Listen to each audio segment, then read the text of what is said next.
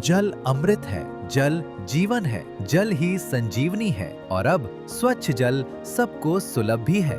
कश्मीर से लेकर कन्याकुमारी तक, राजस्थान के तपते इलाके हों या कारगिल की बर्फ में लिपटी जमीन, हर घर तक स्वच्छ जल पहुंच रहा है। प्रधानमंत्री श्री नरेंद्र मोदी जी के नेतृत्व और जल शक्ति मंत्री श्री CR पाटिल के कुशल क्रियान्वयन में ये मिशन तेजी से आगे बढ़ रहा है।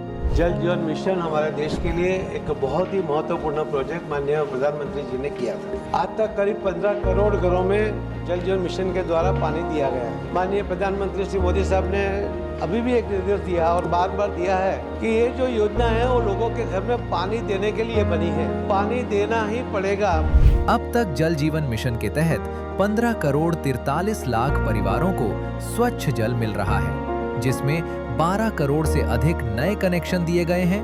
गोवा, गुजरात, हरियाणा, पंजाब, अरुणाचल प्रदेश, मिजोरम, तेलंगाना और हिमाचल प्रदेश जैसे राज्यों ने 100% हर घर जल का लक्ष्य हासिल कर लिया है।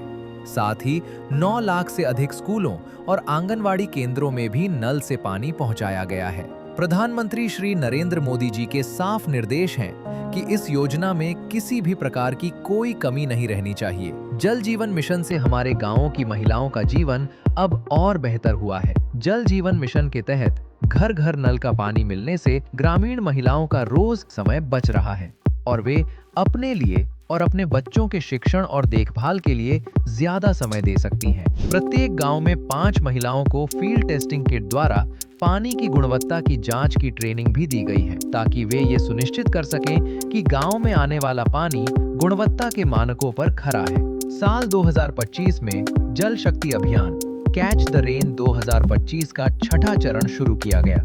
इस बार की थीम जल संचय, जन भागीदारी, जन जागरूकता की ओर है। इस अभियान के तहत पूरे देश में जल संरक्षण को लेकर कैंपेन चलाया गया, ताकि बारिश के पानी से भूमि का जल स्तर बढ़ाया जा सके।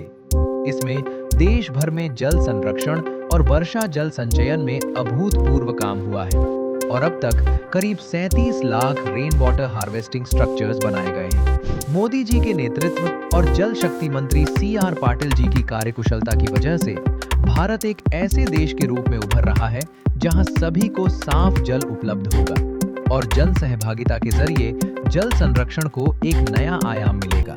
यही विकसित भारत 2047 की परिकल्पना है।